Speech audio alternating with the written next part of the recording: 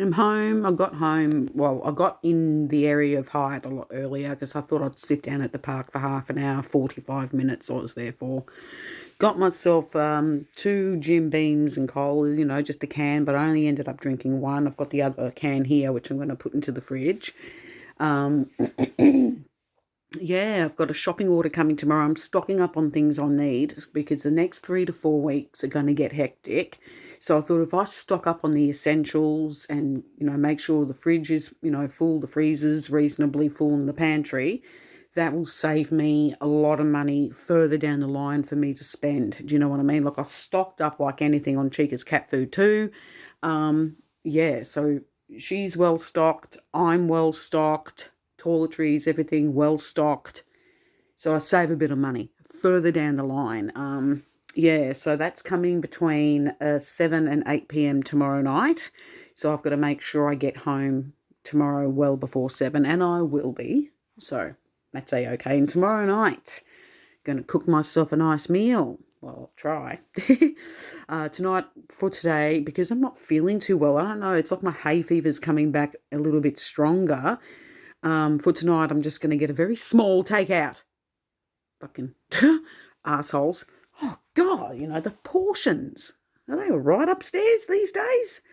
As if I could fucking eat a mountain of fucking chips. The only place I like eating from is my local fish and chippy on the corner there. So, yeah, I only like eating from there. So I've got a nice piece of fish, 2 potato cakes, and I'm going to share all of that, with Chica as well, so she can have a little snack. And that's coming between 7 and 7:30. Yeah, I don't like it to come too early because I don't like to eat dinner too early. Around between 7 and 7:30 is normally when I like to eat my dinner and, practically get cracking with it. Like I start, doing food prep at 7 and then cook it. And then if I'm not hungry straight away, I'll just put it in the microwave, let it, rest there. And when I'm ready, I'll just reheat, Sometimes I eat by 8 o'clock the latest, but yeah. Oh, when I went there, Dad's still in La La Land, and he looks so comfortable. And he's like talking away, like I don't know what he's dreaming. I don't know who's visiting him in dreamland, in the spirit realms, wherever he goes, wherever he drifts off. But he's, and I'm playing him all his favourite songs from all these female artists. And tomorrow I shall do the same again. And I always, when I left, I gave him a kiss on the forehead and I said, "Goodbye, Dad. I shall see you in the morning and we shall listen to different female artists." And I told him what time I'll be there roughly by. And yeah, and I was just talking to him for a good hour when I got there, told him everything I wanted to tell him. And he's listening. I know he was listening. So whenever he does pass away, it's not going to be like, "Oh, no, I've forgotten to tell him this." Nah, nothing like that. Because me and my dad never took each other for granted. We always said, "I love you," every single day. Every single day, 3 or 4 times a day. My dad will constantly say, "I love you," over and over. And so did I. And I said, "I love you back," So I say people out there, don't take your loved ones for granted. You never know when anything can happen. They can get hit by a car. They could, come down with an illness. They could have a heart issue that they don't even know that they had. And they just all of a sudden drop dead. Whatever you do, don't take your close family members that you're extremely close with, don't take them for granted. Tell them that you love them every single day. Send them a text. Give them a call. When you're around them, always say that you love them because you never know when you're going to lose them, And every day I always say I love you. I'll say it to him when I'm there as well because, you just don't know when he's going to pass. He could pass at any moment and it's up to him when he decides to pass. And, that's just how I see it. You just can't take each other for granted. My dad has said I love you so many times he doesn't even need to say it again. I don't need to hear that because he's already said it since the day I was born all the way up until he got into the Alfred. He was constantly saying I love you. Even when he was in total agony here at home, he would say it nearly, 50, 100 times to me. I knew I had a funny feeling, okay, something's up, because he was really saying it a lot in the last 2 to 3 weeks. And I'm thinking something's up, and then all of a sudden he started to go downhill here It was unbearable. The pain was chronically amping up fast. And I'm thinking he's got an infection. I knew straight away that it was the infection talking as well. Played a part with the brain. It fucks with your head. And yeah.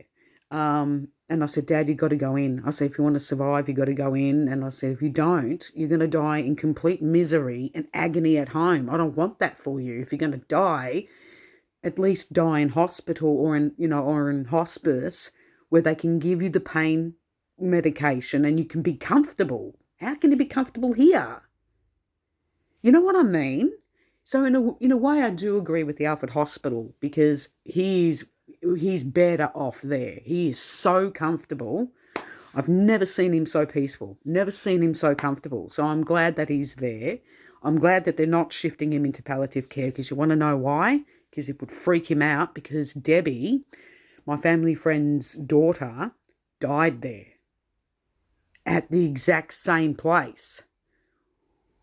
And I found out from Tamara, she goes, oh, we refuse to go there. It makes me feel uncomfortable. It's the last place where my mother died. And I said, oh, and I turned around and I said to her, oh, I didn't know she died there at that particular place. And I thought, oh, dear God, that's going to freak Dad out even more. It would freak him out. I hope Helen didn't die there too. Oh, my God, most likely she did. Oh, that would have freaked Dad out. So in a way, lucky he didn't, because I reckon that would have really made him amp up a little bit and get upset, knowing that they were there at the same place. That would have freaked him out. So lucky. Lucky in that sense. But of course he will be reunited with Helen again and with Debbie again. He will be reunited with them in the spirit world, hopefully, and they can catch up and have a good yarn. And you know me, I'm just very fascinated with the spirit realms. I'm fascinated with what truly goes on out there in the spirit world, and wherever my dad ends up, I hope he ends up in a wonderful place, and I hope he catches up with everyone. He's got a friend named Tom that died, so I'm hoping that he will be there and get reacquainted. His parents, his close friends that have died, Helen and Debbie and Kim, all three of them. I hope they, all catch up and have a ball. Let me put it to you that way on the other side. And everyone else that we lost, Jen, and he knew Jen, and Cheryl, my best friend's mother, who died in a house fire not too far from where I live. So hopefully he'll be reunited with everyone he knew, and all the pets he had. He loved this dog by the name of Byron, and I hope and pray he gets reunited with that dog. And Sheba, he loves her. Those two are like that. Hope he gets reunited with Sheba. I hope he gets reunited with Cocky Boy. We used to nickname him Cocky Boy. Oh, I love that cockatoo. Oh, he was gorgeous. Hope he gets reunited with him again. He was a boy. And, practically everybody. That's what I want for him. I want him to get reunited with everyone. And Miss Einstein, the greatest landlady of all time, when we used to live in the flats in Caulfield, she was the best landlady. And I think about her a lot. I think about her all the time, and I'm thinking, shit, I hope she's at the Caulfield Cemetery too, because I'd like to pop in and see her as well. So I'll be seeing Helen, I'll be seeing her parents, I'll be seeing, hopefully, Miss Einstein. I hope she's there, but I'll find out when I get there. I'll walk into the office and I'll find out whereabouts she might be at. But yeah, if not, oh well, I'll just see Helen and her, and her parents, her mum Carmel, and her dad. I've forgotten her dad's name. Shit, went right over my head. Well, I'll find out when I get there, when I do decide to go down and pay them a visit. And I'm going to get some nice flowers too. I want to know what Helen's favourite flowers were. I don't know, maybe I can get a mixture of everything. Yeah. See if there's a florist nearby, and before I go in, I'll just grab some flowers. Yeah, that's what I'd like to do. Alrighty, guys, I'll let this upload and I'll be back in about maybe half an hour. Bye for now.